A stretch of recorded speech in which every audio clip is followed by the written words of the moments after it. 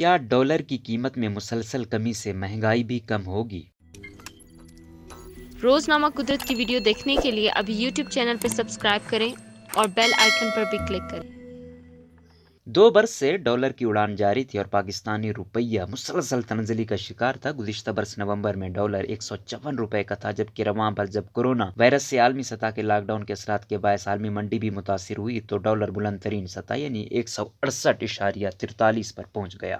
تاہم گزشتہ 3 ماہ سے ڈالر کی قیمت مسلسل گر رہی ہے اور پاکستانی روپیہ مستحکم ہو رہا ہے۔ سوال یہ ہے کہ کیا یہ گراوٹ عارضی ہے یا دیر پا؟ عالمی مالیاتی ادارے یعنی IMF کے قرضوں کے باعث اس وقت معاشی ماہرین نے کہا تھا کہ IMF نے بھی پاکستان سے ڈالر کی قیمت بڑھانے کا مطالبہ کیا ہے اور 2020 کے اختتام تک ڈالر 200 تک پہنچ جائے گا، لیکن یہ ساری پیشین گوئیاں غلط ثابت ہو گئیں۔ ڈالر رواں ماہ 158.6 روپے کے برابر ہے اور 7 ماہ پہلے مارچ میں بھی ڈالر 158.6 روپے کا تھا۔ پاکستان میں بڑھتی ہوئی مہنگائی کا تعلق ڈالر کی قیمت میں اضافے سے رہا ہے، لیکن اب جب ڈالر کی گراوٹ کا شکار ہے تو کیا مہنگائی کی شرح کم ہونے کی توقع ہے؟ ماہر معیشت مزمل اسلم نے بتایا کہ فوری طور پر مہنگائی کم نہیں ہوگی، کیونکہ پاکستان میں درآمدی اشیاء 2 سے 3 ماہ میں پہنچتی ہیں، اس لیے جو سامان ابھی مارکیٹ میں موجود ہے وہ ڈالر کی اگست ستمبر کی قیمت پر خریدا گیا ہوگا، تو ایسا ممکن نہیں کہ آج ڈالر سستا ہوا تو آج ہی مارکیٹ میں اشیاء سستی ملنا شروع ہو جائیں۔ انہوں نے کہا کہ جو خرید آج کی ڈالر کی قیمت پر ہوگی وہ کچھ ماہ بعد مارکیٹ میں سستی میسر ہوگی۔ ان میں روزانہ کی ضروریات زندگی کے اشیاء سے لے کر گاڑیوں کے سپیئر پارٹس بھی شامل ہیں۔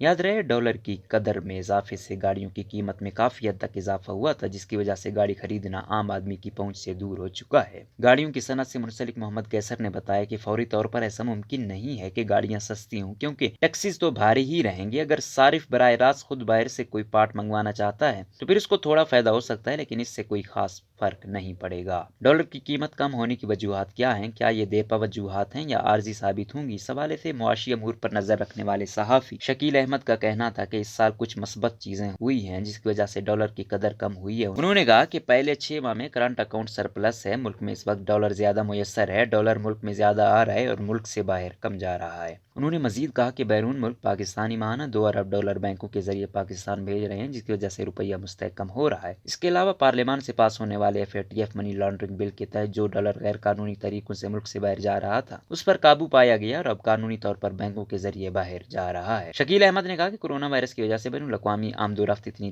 نہیں رہی، پہلے لوگ خود سفر کرتے تھے اور ساتھ ڈالر لے جاتے تھے، لیکن اب سفر نہ ہونے کی وجہ سے انہیں بینک کا آپشن استعمال کرنا پڑ رہا ہے، جس کی وجہ سے نظام ریگولیٹ ہو رہا ہے اور یہ روپیہ مستحکم ہونے کا سبب بھی بن رہا ہے۔ انہوں نے مزید بتایا کہ موجودہ ڈیٹا کے مطابق پاکستان کے ریزروز اس وقت 19.4 ارب ڈالر ہیں۔ اگر سعودی عرب اپنے 2 ارب ڈالر واپس بھی لیتا ہے تو حکومت نے اس کا متبادل بندوبست کر رکھا ہے، اس لیے اس کا ڈالر یا روپے کی قیمت پر کوئی خاص اثر نہیں پڑے گا۔ ڈالر کی قیمت میں کمی کس حد تک جانے کا امکان ہے؟ اس سوال کے جواب میں چیئرمین منی ایکسچینج کمپنی ایسوسی ایشن ملک بوستان کا کہنا تھا کہ حکومت نے جو روشن ڈیجیٹل اکاؤنٹ سمندر پار پاکستانیوں کے مطالبے پر کھولے ہیں، اس سے ایک دن میں 10 کروڑ روپے منتقل ہوئی ہیں اور مسلسل ان اکاؤنٹس میں اضافہ ہو رہا ہے، جو آنے والے دنوں میں ڈالر کی قدر کو مزید کم کرنے میں مددگار ہوگا۔ رواں برس جنوری میں ڈالر 155 روپے پر تھا۔ انہوں نے کہا کہ جو مارکیٹ کا رجحان ہے اس کو دیکھتے ہوئے کہہ سکتے ہیں کہ جنوری 2021 میں ڈالر 155 تک گر سکتا ہے۔ شکیل احمد کے مطابق 155 ایک نفسیاتی حد ہے، اگر یہ ٹوٹ جاتی ہے تو ڈالر جنوری تک 150 روپے پر بھی جا سکتا ہے۔ ملکی قرضوں کے حجم پر ڈالر کی گراوٹ کے کیا اثرات مرتب ہوئے؟